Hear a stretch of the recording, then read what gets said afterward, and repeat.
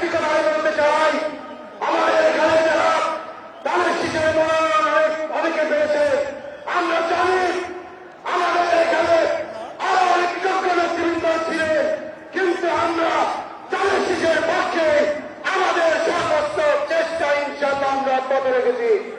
আমরা আজকে সারা বাংলাদেশের মানুষকে বলতে চাই, 2008 সালে যেমনভাবে এই বৃহত্তর নোয়াখালীর 10টি আসন আমরা উপহার দিয়েছিলাম, ইনশাআল্লাহ আগামী 12 তারিখ নোয়াখালীর 13টি আসন আমরা বিএনপিকে উপহার দিয়ে তাদের শীর্ষে বিজয়ী করে আমরা যারা ফিরব, সেই আশাবাদ ব্যক্ত করে আপনাদের সবাইকে ধন্যবাদ জানিয়ে আমার শুভেচ্ছা বক্তব্য এখানে শেষ করছি। খোদা হাফেজ। বাংলাদেশ জিন্দাবাদ, বাংলাদেশ জাতীয়তাবাদী দল জিন্দাবাদ, সন্ত্রাসের চেয়ারম্যান আমর হোক,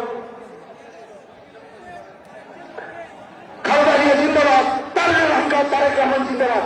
মাঝখানে আপনারা দয়া করে, আপনাদের কারণে পিছনে বিশৃঙ্খলা হচ্ছে, আপনারা একটু দয়া করে বসে যান, অন্যদেরকে একটু সুযোগ করে দেন। ধন্যবাদ সবাইকে। আসসালামু আলাইকুম।